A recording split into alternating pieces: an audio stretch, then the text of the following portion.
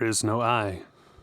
There is only the microphone. Welcome to another episode of Just Another Nobody. I am your host, Thomas Fawkes, and today I'm going to talk about when the movie is actually better than the book.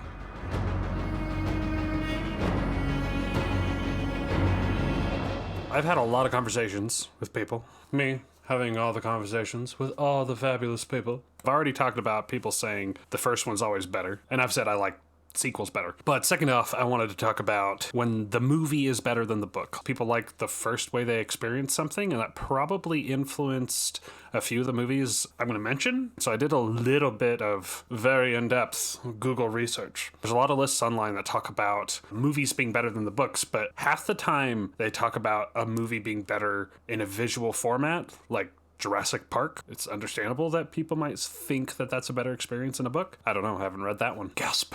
I won't be talking about those, just ones where changes to the story made the film more emotionally impactful for me. I'll only talk about books and movies that I've seen and read both. A couple examples that I think the movies are slightly better, and those are the Shawshank Redemption and The Princess Bride. With the Shawshank Redemption, in the original novella by Stephen King, the prison warden is like 3 different characters? 2 or 3. In the movie, they're all wrapped into one. That made him a more intimidating antagonist. I do like the movie a little bit more than the book, but I was surprised at how much I loved the book. Next example is The Princess Bride, which I've seen a dozen times since I was a child. There are some aspects that I feel like worked better as a movie, like the framing device with the grandfather and the grandson. I felt like that worked really well in the movie.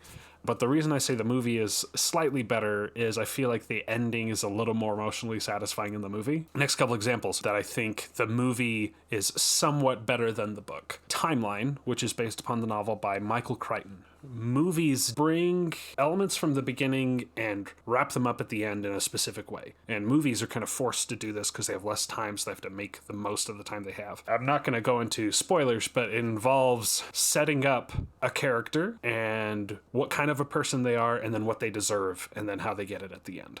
It's a little more satisfying in the movie. Stardust. This is a shorter novel, and it's by Neil Gaiman. I absolutely love the movie, and I've watched it for a long time, and I finally got the book, which is somewhere over there. Is that it up there?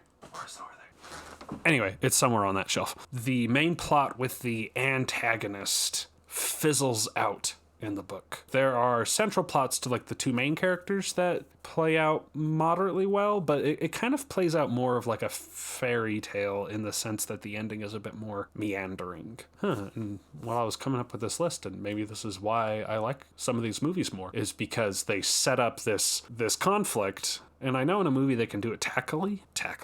Is that a word?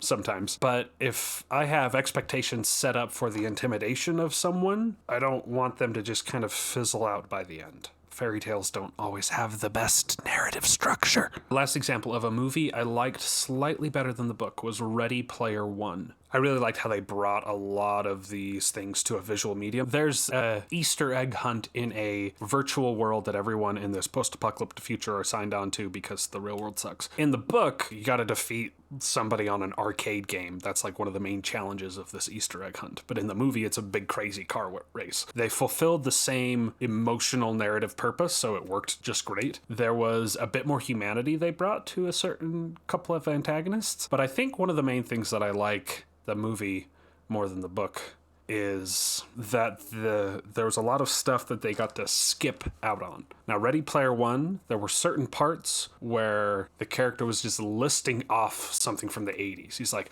I played these games. This game, and this game, and this game, and this game, and this game. And I'd seen this movie, and this movie, and this movie, and this movie, and this movie, and it was so freaking obnoxious. Like, I almost put the book down a few times. Instead of a character saying and listing a whole bunch of things, you just stick them all in the background in a movie. Now, on to the definitely's. Now, this is a bash against Harry Potter 5. I will just say that straight out. I know there's some people that love it. I'm one of those that hates it, the book. I always joke that when I saw the movie, I was like, they cut everything out of the movie that should have been cut out of the book. I was not a fan of living in Harry's angsty / magically being affected by Voldemort teenager brain. No.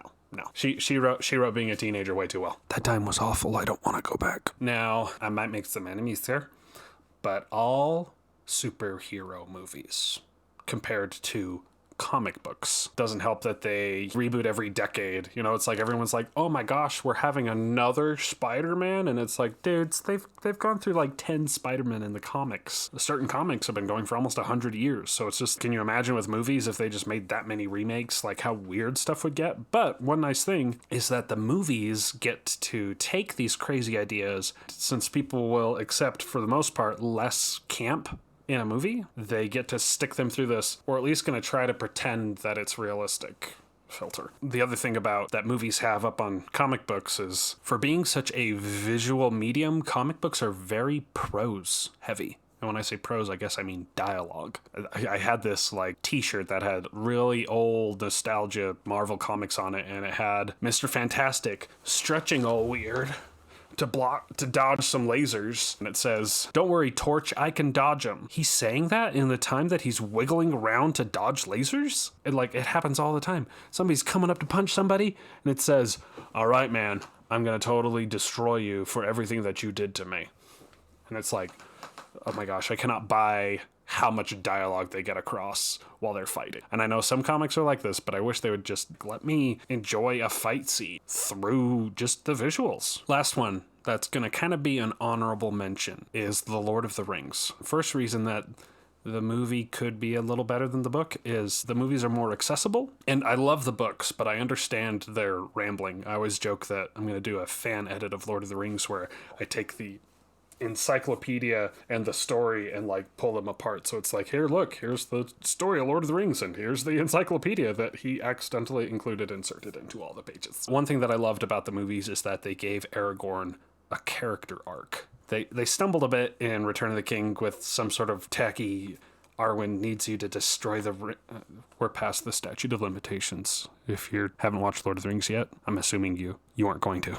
Like, Arwen needs you to destroy the ring or she's gonna croak. That was dumb. But they give him an internal arc of, I've seen all the ways that my ancestors have screwed up, and I'm afraid that I have that same weakness in me. He's able to get past that, partially because that worry, it's kind of like the person you want to be in charge is the person who doesn't want to be in charge. Power attracts the corruptible. So the last little note I want to make, these are different genres and different people have different tastes. So sometimes people will like a movie more than a book. Some people who just like movies more than books, I will fight them and say that they're missing out on quite a lot. But the movie is not always better than the book, and the book is not always better than the movie. Sometime I'll probably make a video about how good a movie is not dependent upon how well it reflects the book. Everyone thinks that, like, the book is the gold standard, and if they just did it just like the book, it'd be better. A movie exactly like these books would just be, A, way too long, and B, would feel in a movie format kind of rambling. Like, you have some stories that work great as, like, TV series, but not as a movie. And as long as a movie tells a good story, I'm happy. And if a movie tells a good story while still getting across the core story of the book, I'm extra happy. But sometimes the book misses the mark, and the movie hits it. And on that note, it's time to wrap up. Peace out, folks.